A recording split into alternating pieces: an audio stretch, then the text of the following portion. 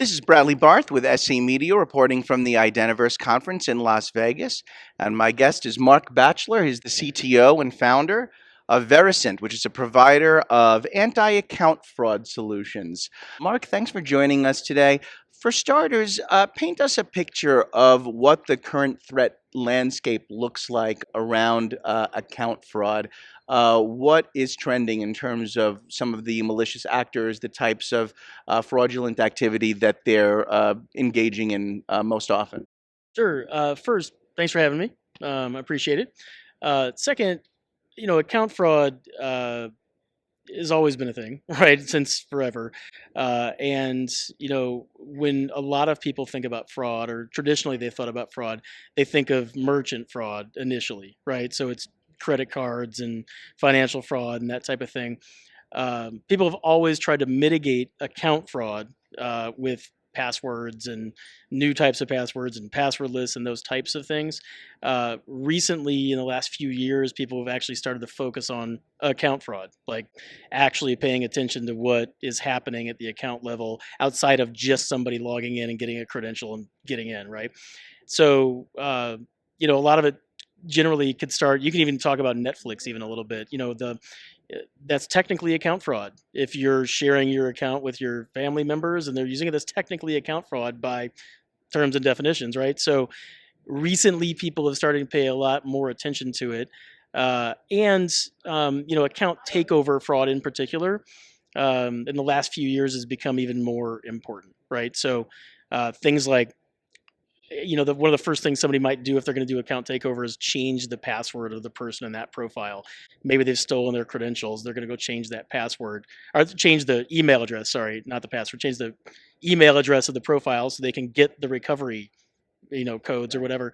Well, if they're going to change that email address to something sketchy, wouldn't it be great to know that? And so we've just started to pay attention now to what's actually happening with account takeover, what's actually happening with account fraud. And, in recent years, or actually even very recently, people have gotten good at understanding the thresholds that risk platforms may have and maybe even like slow rolling them. And, compromising an account and then waiting 2 weeks before they do something different so that the system doesn't notice it.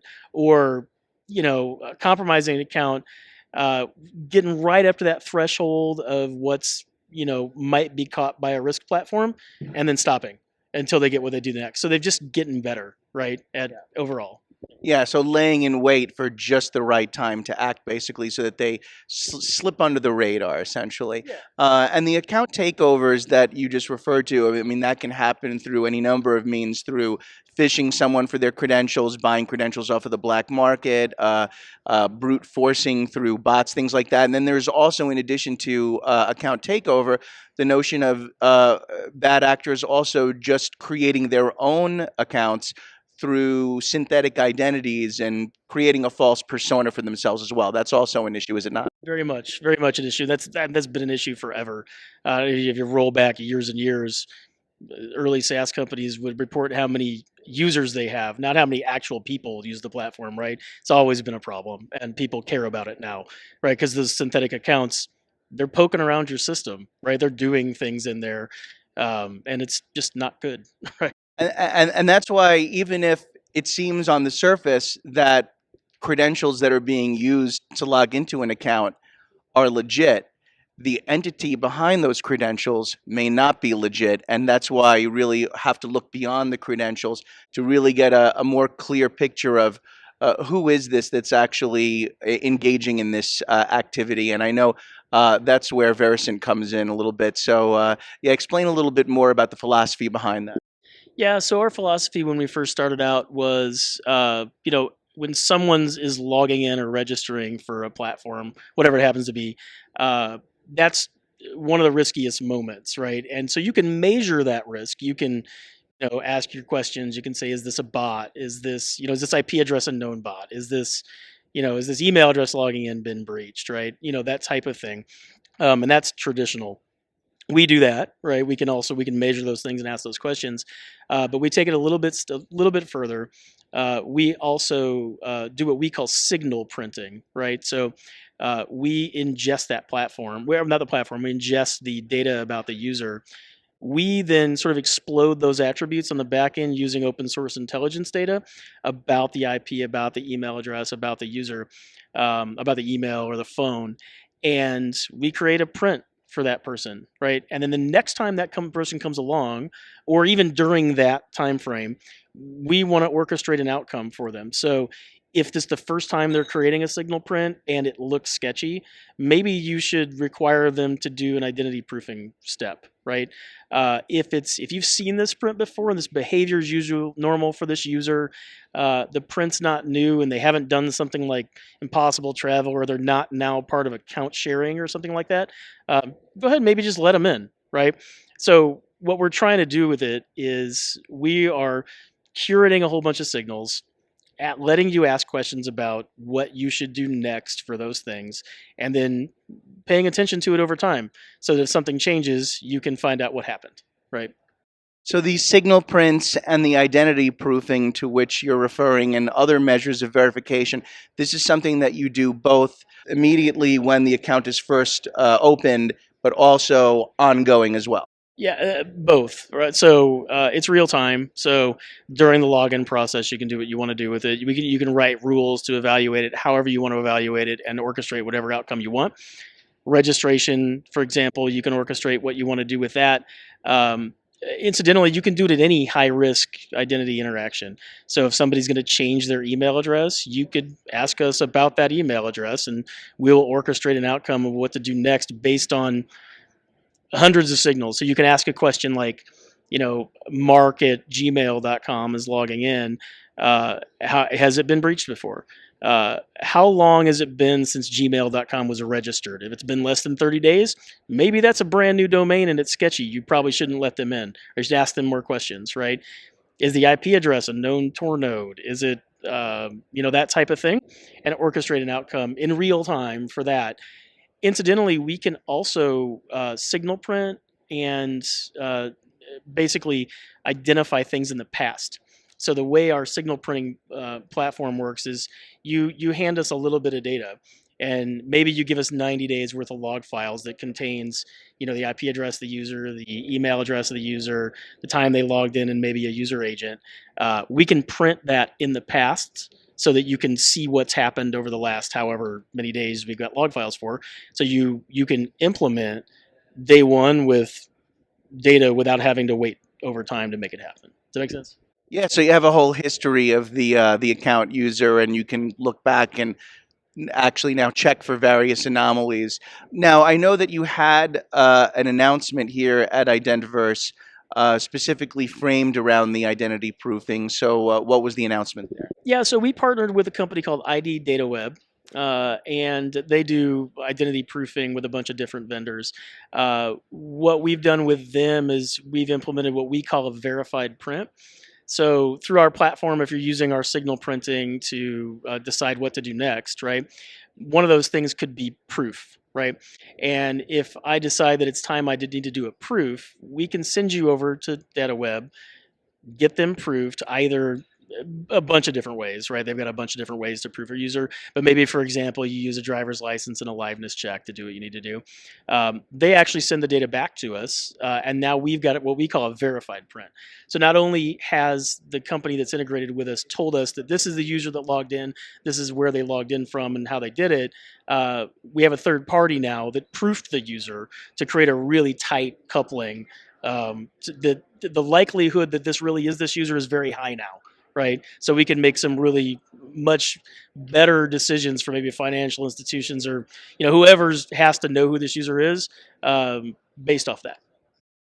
You also have a second announcement here at the show related to your adaptive authentication offerings, specifically in coordination with Ping and Auth0.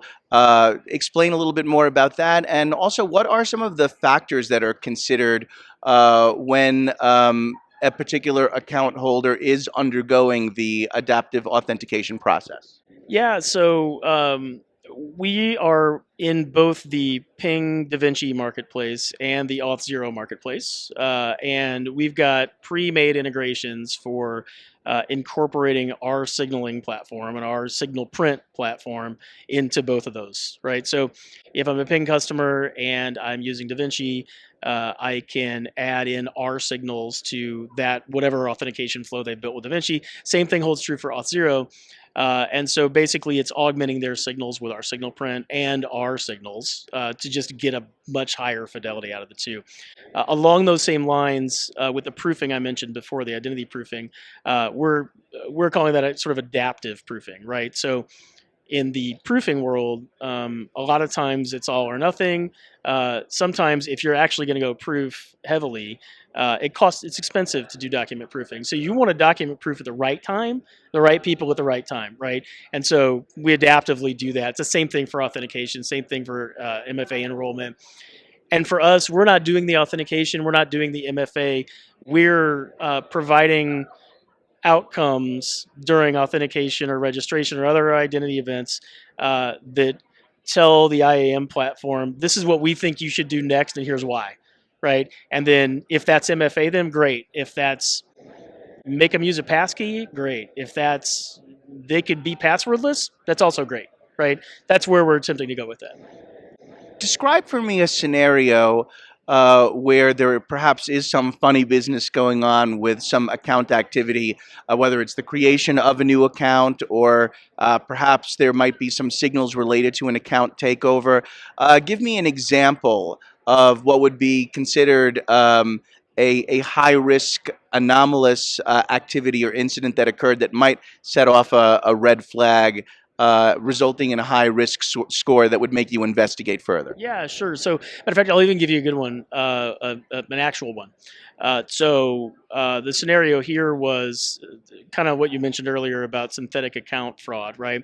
In this particular case, it was a marketplace that people could get into and request services from other people. They were scamming people in this marketplace to get them to pay them money, and it complicated. But at the end of the day, our platform, once we went through to these guys and they gave us their logs and we added them on our platform and we said, hey, look, here's a whole cluster of people in Azerbaijan. They only do business in the U.S., by the way. Here's a whole cluster of people in Azerbaijan that are using the same device to log in. Is that normal? We found a whole bunch of instances of this, and we were able to write rules on our platform once they were in with signal print to completely mitigate it. So now if not only do we look for Azerbaijan, but we also look for the account sharing. We have an algorithm that looks for account sharing and multi-account abuse, that type of thing. And we were able to write a rule that says, hey, look, if you're going to do this, you got to go through a proofing step now, right? So if you're part of one of these, you're from one of these countries, you look like you might be a bot, let's get you proofed first, and then you can come in and use the platform. It's pretty common, actually. More common than you would think. It's rampant, actually, in the customer IAM space. All right. Well, I think that is a perfect example to really illustrate some of the scenarios that we've been talking about today.